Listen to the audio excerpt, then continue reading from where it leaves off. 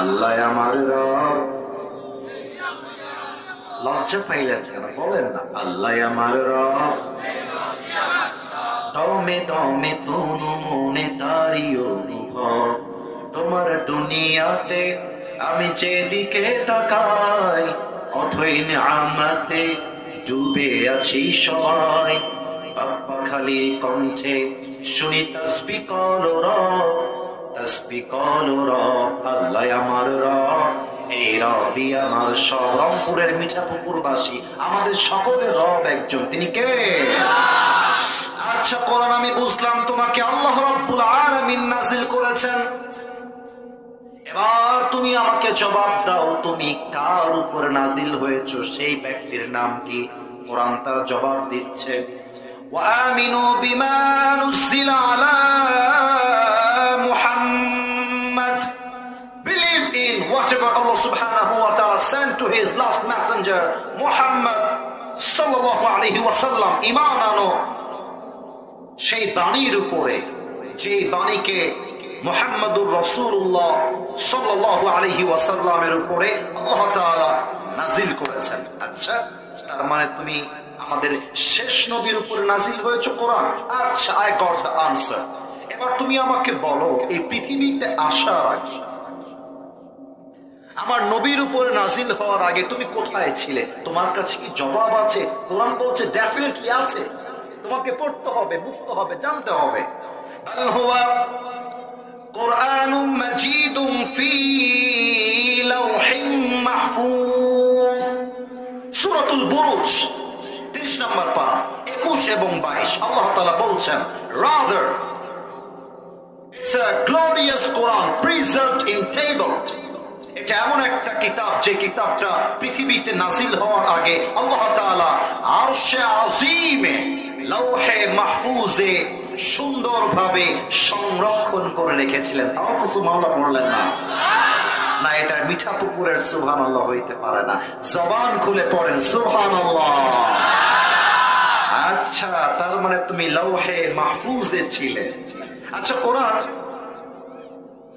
এই বাবুরা, এই আস্তে, ওইটা আমার লোক। এই ছেলে, আশ্চর্য করা, তোমাদের আদব নাই দেখতেছি। সাইডে গিয়ে দাও, একদম ধাক্কা ধাক্কি করবো না। এখানে হাজার মানুষ চাতক পাখির মতো তাকিয়ে আছে। এটা আমাদের আমানত, আমানত রক্ষা করতে হবে। আচ্ছা, কোরআন তুমি যেদিন নাযিল হয়েছিলে সেই দিনটা কোন মাসে ছিল? কোন মাসে নাযিল হয়েছে? কোরআন বলছে, শাহরু রমাদান আল্লাযী উনজিলা ফীহিল কুরআন। এই কোরআনটা নাযিল হয়েছে পবিত্র রমজান মাসে। আচ্ছা, মাসটার নাম রমজান, তা তো বুঝলাম, কিন্তু তুমি যখন নাযিল হয়েছিলে এটা কি দিন ছিল না রাত ছিল? তারও জবাব কোরআন দিচ্ছে, ইন্না আনজালনাহু ফি লাইলাতিল কদর। I have sent this Quran on a blessed night। আমি আল্লাহ রাব্বুল আলামিন এই কোরআনটাকে নাযিল করেছি এক মহা পবিত্র রাতে, যে রাতটার নাম হচ্ছে লাইলাতুল কদর। তাও তো সুবহানাল্লাহ করতে পারলেন না আপনারা? আল্লাহু আকবার, কি কথা, কি চমৎকার ভাবে কোরআন তার জবাবগুলো দিচ্ছে। আচ্ছা, আমি যদি আপনাদেরকে বলি, ভাইজান, আপনারা এই দুপুর বেলা খেয়ে না খেয়ে কেন এই মাহফিলে এসেছেন? আপনারা বলবেন, হুজুর, আমরা আপনাকে ভালোবাসি, কোরআনকে ভালোবাসি, আমরা তাফসীর শুনতে এসেছি, এটা আমাদের আজকের এই মাহফিলের উদ্দেশ্য।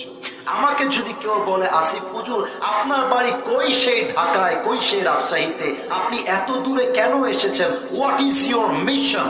What is your vision? What is your purpose? What is your intention? আপনার উদ্দেশ্য কি, লক্ষ্য কি? আমি বলবো, আমার জন্য হাজার মানুষ বসে আছে, আমি কোরআন থেকে তাফসীর করবার উদ্দেশ্যে এই মাহফিলে এসেছি। আপনি যদি কালকে সকালবেলা ইসলামী ব্যাংকে যান, গিয়ে অফিসারের সামনে বসে আছেন, অফিসার বলবে, sir, how can I help you? আপনাকে আমি কিভাবে সহযোগিতা করতে পারি? আপনি যদি বলেন, আমি তো জানি না আমি কেন আসছি, আপনাকে কানের নিচে থাপ্পড় লাগাবো।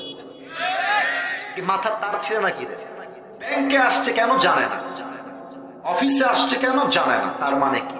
প্রত্যেকটা জিনিস আসার পেছনে একটা মিশন থাকে, গন্তব্য থাকে, উদ্দেশ্য উদ্দেশ্যটা কি? আচ্ছা কোরআন, তুমি যে পৃথিবীতে এসেছো তোমার মিশনটা কি, তোমার ভিশনটা কি, তোমার উদ্দেশ্য কি, তোমার আসলে গন্তব্য কোথায়?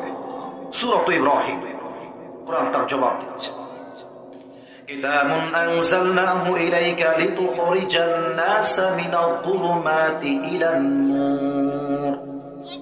Oh my prophet, I have sent this Quran to you just to lead the mankind out of darkness into the light. এই কোরআনটা আমি আল্লাহ দিয়েছি একটাই উদ্দেশ্য, যাতে করে আপনি জাহান্নামী মানুষগুলোকে জান্নাতি মানুষ বানাতে পারেন। এটা এসেছে আমাদেরকে জাহান্নামী থেকে জান্নাতি বানাবার জন্য।